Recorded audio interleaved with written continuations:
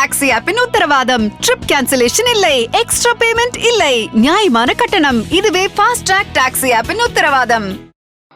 साथियों, बीजेपी की केंद्र सरकार तमिलनाडु के विकास के लिए प्रतिबद्ध है। इसके लिए भारत सरकार अनेक योजनाओं का पैसा सीधे यहां के लाभार्थियों को भेज रही है। डीएमके को दिक्कत इसी बात से है कि लाखों करोड़ रुपए का ये लाभ सीधे तमिलनाडु के लोगों के अकाउंट में पहुंच रहा है। आज टॉयलेट्स, गैस कनेक्शन, नल से जल कनेक्शन, फ्री हेल्थ इंश्योरेंस, सड़क, रेल, हाईवे, पोर्ट, सब पर काम हो रहा है। लाखों करोड़ रुपयों के इन विकास कार्यों को लूटने में डीएमके के लोगों को मुश्किल आ रही है। इस बात से यहां की एक फैमिली बहुत परेशान है।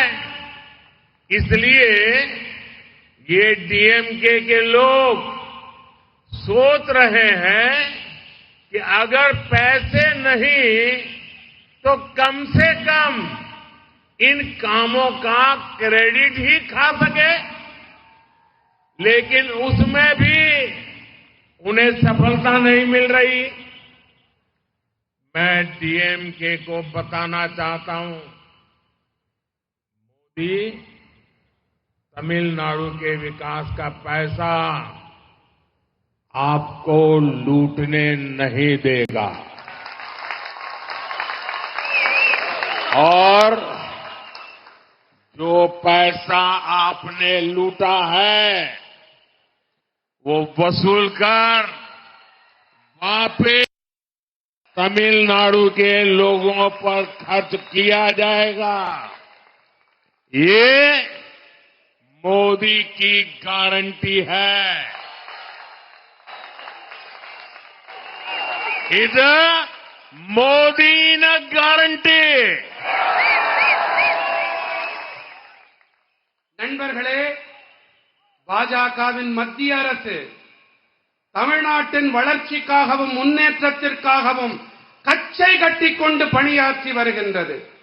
இதன் பொருட்டு பாரத அரசு பல திட்டங்களின் தொகையை நேரடியாக இங்கே பயனாளிகளுக்கு அனுப்பிவிடுகிறது.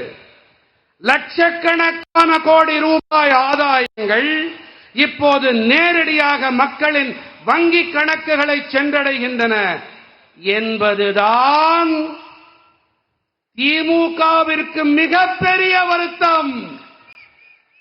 சரியா? இன்று கழிப்பறைகளாகட்டும், எரிவாயு இணைப்பாகட்டும், குழாய் வழி குடிநீர் இணைப்பாகட்டும், ரயில் வழிகள், சாலைகள், இலவச ஆயுள் காப்பீடுகளாகட்டும், நெடுஞ்சாலைகள், துறைமுகங்கள் என அனைத்து துறைகளிலும் பணிகள் நடந்தேறி வருகின்றன. இந்த வளர்ச்சி திட்டங்களின் லட்சக்கணக்கான கோடி ரூபாயை கொள்ளையடிக்க முடியாமல் இருக்கிறது என்பதுதான் திமுகவினருக்கு இருக்கும் பெரும் சிக்கல். இந்த விஷயத்தில் ஒரு குடும்பம் மொத்தமுமே பயங்கர எரிச்சலில் இருக்கிறது. இந்த திமுக காரர்கள் என்ன நினைக்கிறார்கள் என்றால், பணம்தான் கிடைக்கவில்லை, குறைந்தபட்சம் அதை நாங்கள் தான் செய்தோம் என்று தம்பட்டம் அடித்துக் கொள்ளலாம். என்னமோ ஒட்டுவாங்களே, என்னது என்னது இன்னும் அத ஒட்டிக்கிறாங்க. ஆனால் ஐயோ பாவம், இதிலும் கூட அவர்களுக்கு வெற்றி கிடைக்கவில்லை. நான் திமுக காரர்களுக்கு ஒன்று கூறிக்கொள்ள விரும்புகிறேன். மோடி தமிழ்நாட்டின் வளர்ச்சி திட்டங்களுக்காக அளிக்கப்படும் பணத்தை கொள்ளையடிக்க விடமாட்டான். எந்த பணத்தை நீங்கள் கொள்ளையடிக்கின்றீர்களோ, கொள்ளையடித்திருக்கிறீர்களோ, அந்த பணம் திரும்ப வசூலிக்கப்பட்டு தமிழ்நாட்டின் மக்களுக்காகவே செலவு செய்யப்படும்.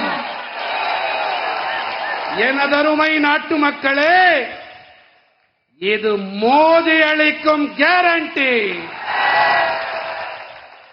இது மோடியின் உத்தரவாदम. साथियों, परिवारवादी पार्टियां सिर्फ और सिर्फ अपने भविष्य की सोचती हैं, जबकि मोदी देश के भविष्य का सोचकर काम कर रहा है। परिवारवादी पार्टियों के समय देश के 18,000 गांव में बिजली नहीं थी। देश के 2.5 करोड़ से ज्यादा घर अंधेरे में थे। आप भी जानते हैं, 21वीं सदी की बहुत बड़ी चुनौती एनर्जी सिक्योरिटी है। आज हमारी सरकार इस दिशा में भी तेजी से काम कर रही है। अभी मैं कल्पाकम से ही वहीं से आ रहा हूं, जहां भारत ने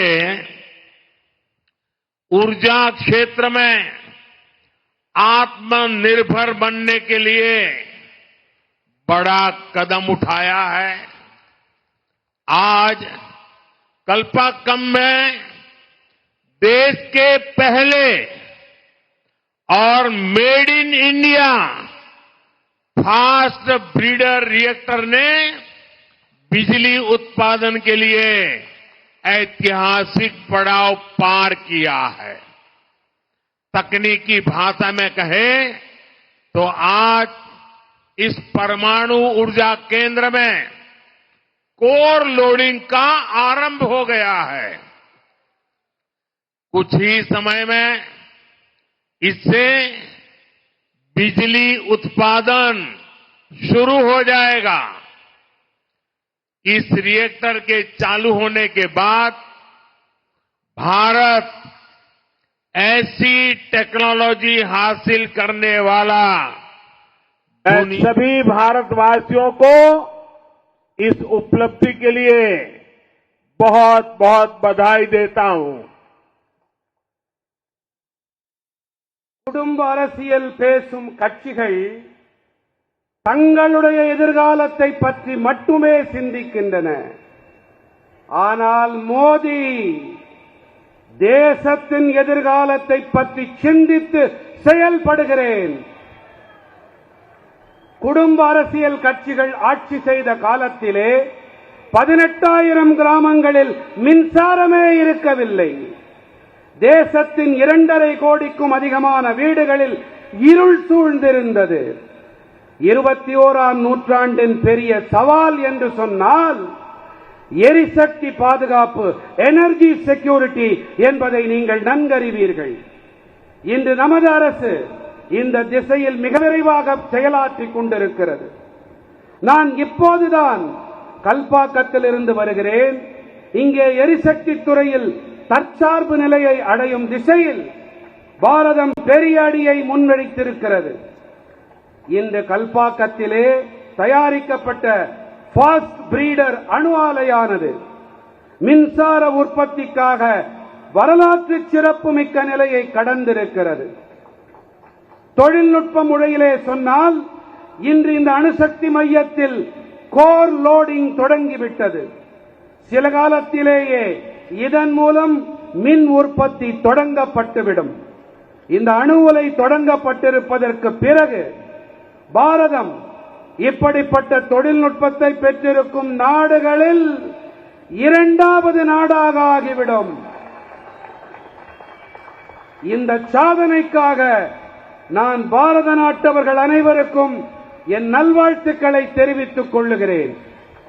साथियों, जब संकल्प बड़े हो तो परिश्रम भी उतना ही ज्यादा करना पड़ता है. साल 2024 की शुरुआत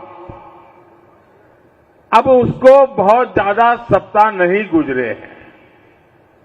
अभी तो हम मार्च की शुरुआत में हैं, लेकिन ये कालखंड दिखाता है कि भारत अपनी ऊर्जा जरूरतें पूरी करने के लिए कितने बड़े स्केल पर काम कर रहा है.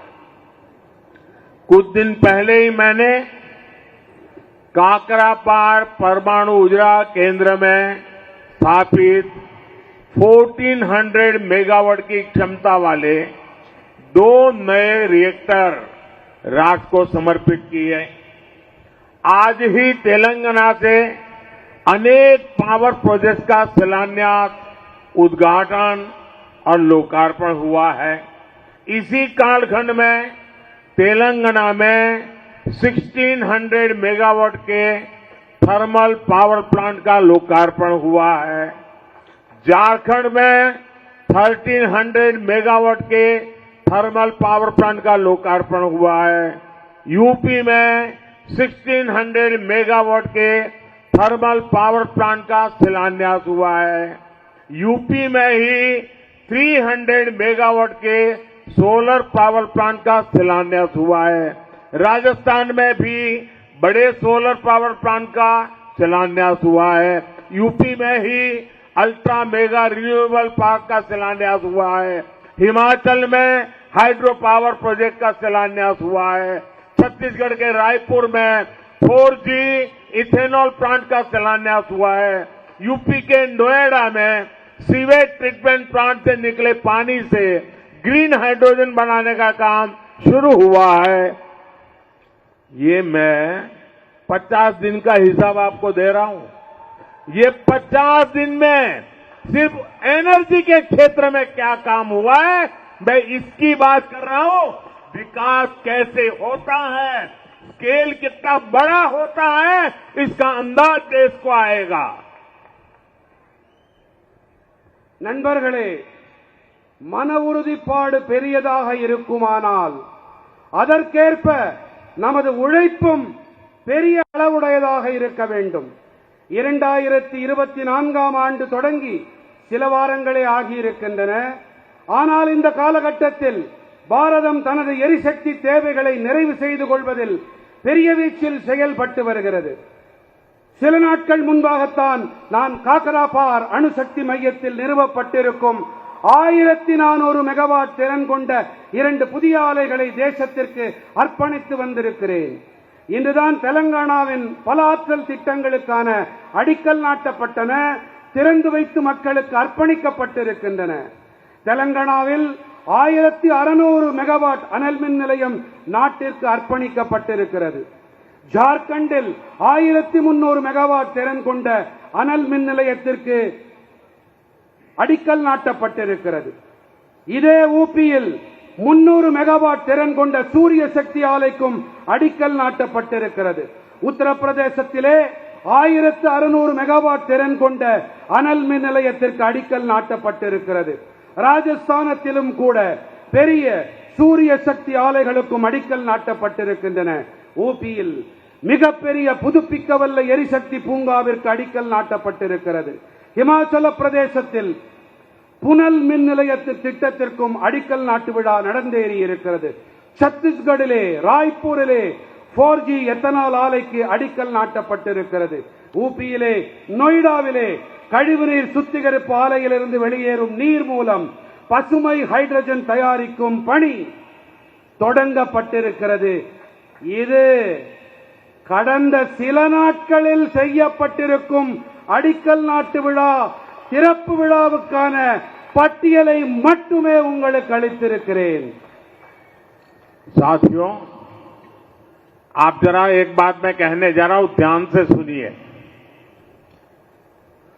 चेन्नई के लोग भी सुने, तमिलनाडु के लोग भी सुने और देश के लोग भी सुने. कुछ दिन पहले तमिलनाडु में ही देश के पहले green hydrogen fuel cell vessel को लॉन्च किया गया था। यूपी के मेरठ सिंभावली ट्रांसमिशन लाइन्स का उद्घाटन इसी दौरान हुआ है। कर्नाटक के कोप्पल में विंड एनर्जी जोन से ट्रांसमिशन लाइन्स का उद्घाटन भी किया गया है। நண்பர்களே, நான் இப்போது கூறவிருக்கும் தகவலை நீங்களும் சரி, தமிழ்நாட்டு மக்களும் சரி, நம் நாட்டு மக்களும் சரி சற்றே காது கொடுத்து கவனமாக கேட்க வேண்டும் என்று விண்ணப்பிக்கிறேன். சில நாட்கள் முன்பாகத்தான் தமிழ்நாட்டிலே பசுமை ஹைட்ரஜன் எரிபொருள் வாயிலாக இயங்கும் கலன் தொடங்கப்பட்டது. ஊபியிலே மேரட் சிம்பாவலி டிரான்ஸ்மிஷன் லைன்கள் கூட இந்த காலகட்டத்திலே தான் தொடங்கப்பட்டிருக்கின்றன. साथियों, जो एक महत्वपूर्ण बात मैं कहना चाहता हूं, भारत सरकार द्वारा 1 करोड़ परिवारों को मुफ्त बिजली, ये आपके लिए है, चेन्नई के लिए है, तमिलनाडु के लिए है, देश के लिए है, विशेष करके मध्यम वर्ग के लिए मुफ्त बिजली, जीरो बिल, मुफ्त बिजली देने वाली पीएम सूर्यघर मुफ्त बिजली योजना भी शुरू की गई है। इस योजना पर सरकार 75,000 करोड़ रुपए खर्च करने जा रही है। बिजली से जुड़े ऐसे अनेक प्रोजेक्ट्स भारत को बिजली सेक्टर में आत्मनिर्भर बनाएंगे और इसमें तमिलनाडु की बहुत बड़ी भूमिका रहेगी। आप अपने घर में सोलार से बिजली बना सकेंगे। 300 यूनिट बिजली आपका जीरो बिल और ज्यादा बिजली पैदा करेंगे तो सरकार खरीदेगी, आपको बिजली बेच करके कमाई होगी। हर परिवार की बिजली खुद की होगी, बिजली बेचकर कमाई भी होगी। நண்பர்களே, பாரத அரசு வாயிலாக 1 கோடி குடும்பங்களுக்கு இலவச மின்சாரம் அளிக்கும் PM சூரியகர் சூரிய வீடுகள் இலவச மின்சாரம் வழங்கும் திட்டமும் தொடங்கப்பட்டிருக்கிறது. உங்களுக்கு மின்சாரத்துக்கான கட்டணம் இருக்காது. உங்க வீட்டில நீங்க இந்த கருவிகளை பொருத்தினா மட்டும் போதும். உங்களுக்கு கிடைக்கக்கூடிய மின்சாரம் இலவசமா இருக்கும். உபரி மின்சாரம் அதை அரசாங்கம் வாங்கிக்கும். சந்தோஷமா இல்லையா? இருக்கா? சொல்லுங்க, சொன்னா தானே தெரியும். இந்த திட்டத்திற்கு 75,000 கோடி ரூபாய் செலவு செய்யப்பட இருக்கிறது.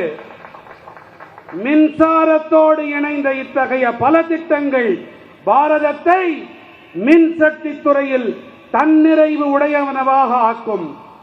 இவற்றிலெல்லாம் தமிழ்நாட்டிற்கு மிகப்பெரிய பங்களிப்பிருக்கும். 0 கட்டணம் இலவச மின்சாரம், 0 கட்டணம். ஒரு முறை சொல்லுங்க, 0 கட்டணம் இலவச மின்சாரம். साथियों, ஃபாஸ்ட் ட்ராக் டாக்ஸி ஆப்பின் உத்தரவாதம். ட்ரிப் கேன்சலேஷன் இல்லை, எக்ஸ்ட்ரா பேமெண்ட் இல்லை, நியாயமான கட்டணம். இதுவே ஃபாஸ்ட் ட்ராக் டாக்ஸி ஆப்பின் உத்தரவாதம்.